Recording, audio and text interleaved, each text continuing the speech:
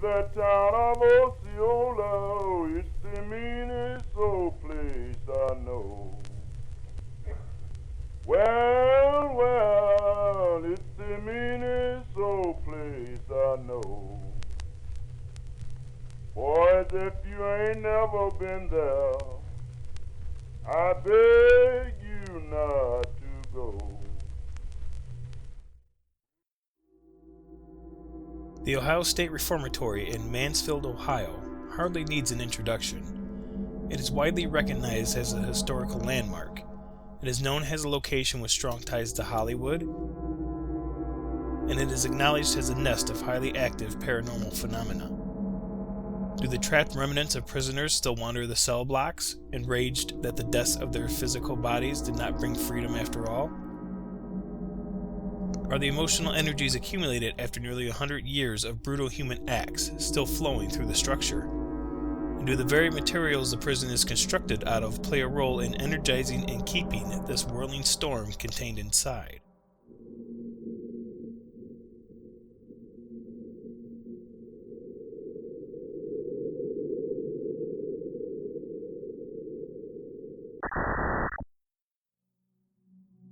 The history of imprisonment stretches back before the Ohio State Reformatory itself even existed.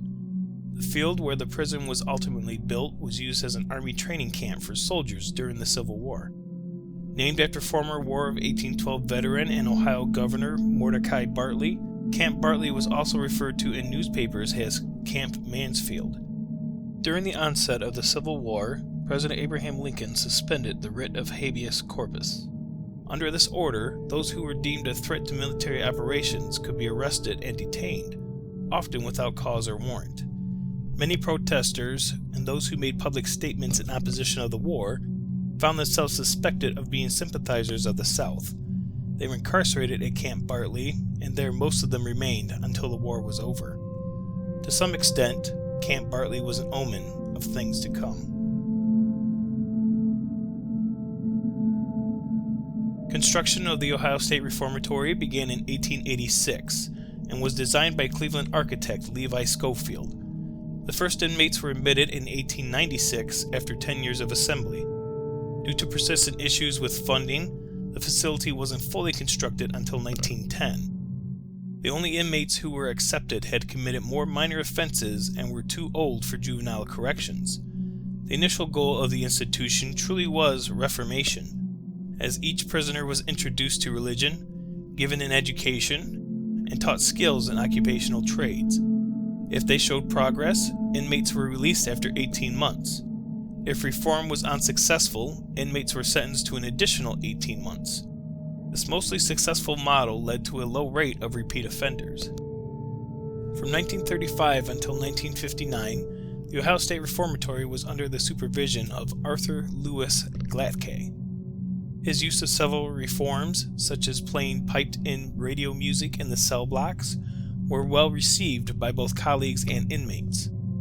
By all accounts, Glatke was a respected and admired individual, but things took a dire turn on November 5, 1950, when his wife, Helen Glatke, suffered a gunshot wound to the chest inside the superintendent's living quarters. She died in Mansfield General Hospital 2 days later. Reportedly, Helen was searching through a closet when she inadvertently knocked her husband's loaded handgun off of a shelf and it discharged after it struck the floor. On February 10, 1959, Arthur Glatke suffered a heart attack inside of his office. While many believe that he, somewhat poetically, died there, in reality he was transported to Mansfield General Hospital. It was there that he passed, as his wife did less than 9 years earlier. In retrospect, the strange and tragic twist of fate that befell the Glatke couple could be seen as a shadow falling over the Ohio State Reformatory. By the early 1960s, the state of Ohio pulled financial support from the established rehabilitation model. The state's intention was to convert the reformatory into a maximum security prison. Conditions inside almost immediately began to deteriorate, as the facility was not built for such a purpose. On August 21, 1978, 4 individuals incarcerated at the Ohio State Reformatory filed a class action complaint. They claimed that the facility was persistently overcrowded.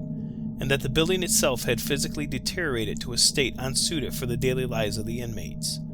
The plaintiffs also alleged racial segregation of the prisoners. The case of Boyd versus Denton was ultimately ruled in favor of the plaintiffs, setting up a chain of events that led to the closing of the Ohio State Reformatory in 1990. However, the prison found a second life in the years after its closing as a shooting location for several Hollywood movies. Some of the films that had scenes shot at the reformatory include Tango and Cash, Air Force One, and, most notably, The Shawshank Redemption. Also, rock musicians Godsmack filmed the music video for their song Awake at the reformatory in 2000. It also found another life, some would say afterlife, as a hotspot of paranormal activity. Disembodied voices, footsteps, sensations of being watched, and shadow figures darting through the cell blocks are the most commonly reported occurrences. There have also been many accounts of people claiming that they were grabbed or otherwise touched by something that simply wasn't there. The obvious theoretical cause of the activity could be attributed to the many deaths that occurred at the location, which was approximately 200 in total. Most of those deaths were the result of disease, such as tuberculosis, but others perished from acts of violence, and the bloodshed wasn't restricted to just the prisoners.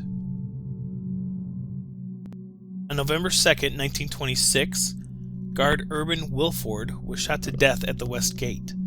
His killer was a parolee who returned in an attempt to break out a friend who was still incarcerated.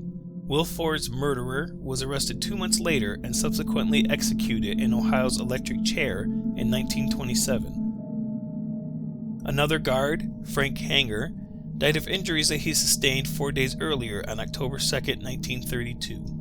Hanger was struck on the head with an iron bar by one of 4 inmates that were attempting to escape. 2 of these prisoners were also sent to the electric chair the following year.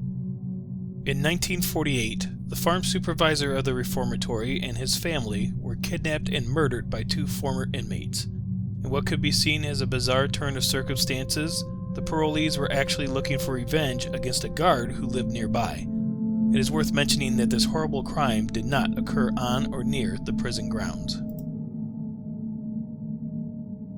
But probably the most well-known death inside the reformatory was the nightmarish suicide of inmate James Lockhart. On February 6, 1960, Lockhart, who was only 22 years old at the time, drenched himself in paint thinner or some other flammable liquid and set himself on fire inside of his cell. It is difficult to say with any accuracy why anyone would choose to die in such a fashion, even when they are serving up to 15 years in prison. Did Lockhart's excruciating demise and the horror experienced by the guards and nearby inmates somehow release a communal psychic shockwave of sorts? Do the murders and suicides that occurred there constantly reverberate through the prison like violent echoes?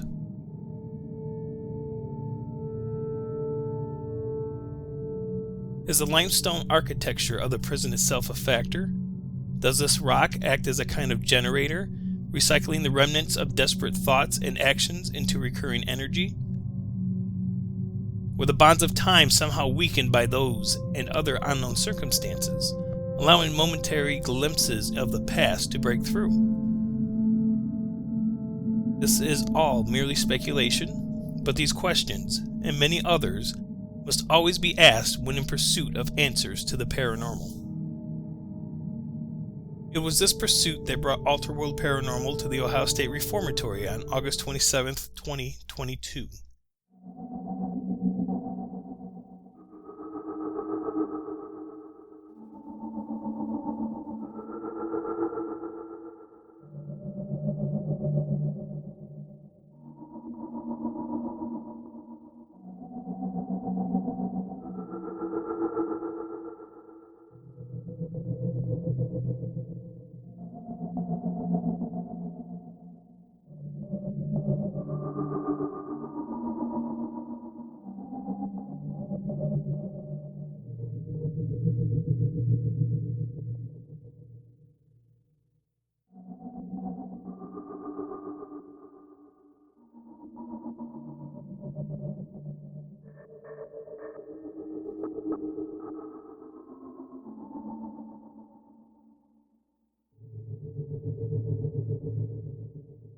the team wasted little time in making their way to the solitary confinement wing, sometimes referred to as West Diagonal, but more prominently nicknamed the Hole. And it was here that something was apparently waiting for them.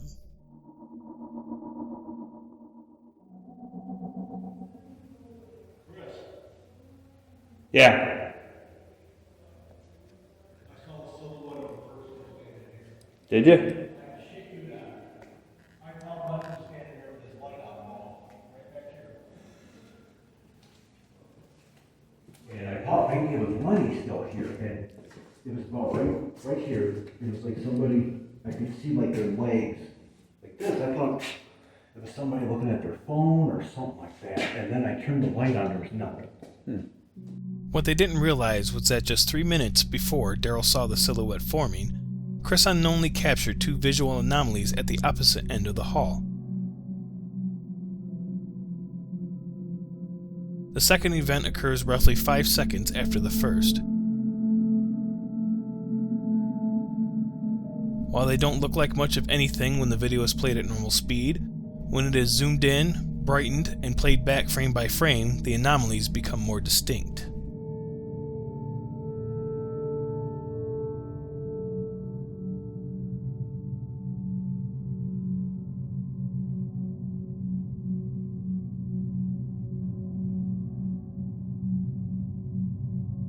It is this last flicker of light accentuating a shadowy figure that Daryl says is similar to what he would witness a few minutes later. Was this anomaly and the figure Daryl saw forming at the other end of the hallway the same entity? Was it guard Frank Hanger, whose vicious and, ultimately, fatal assault occurred in that area? Was it the tormented psyche of an inmate who committed suicide in the hole? Or was it something else entirely?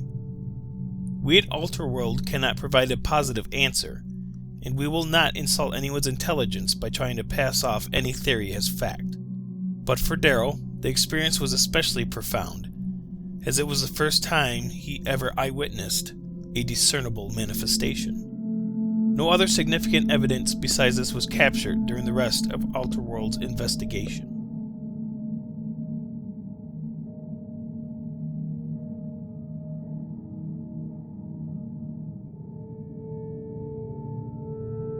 While the last inmates were escorted out of the facility decades ago, it is our opinion that the Ohio State Reformatory continues to serve its purpose as a prison.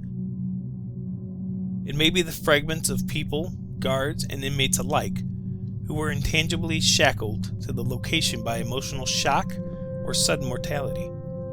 It could be the collective history of the prison itself, morphing into different forms and replaying past events. Or it could be something else entirely. But whatever it is that remains trapped inside the walls of the Ohio State Reformatory, it can be seen writhing through the darkness of the hallways and cell blocks, howling for freedom that never comes.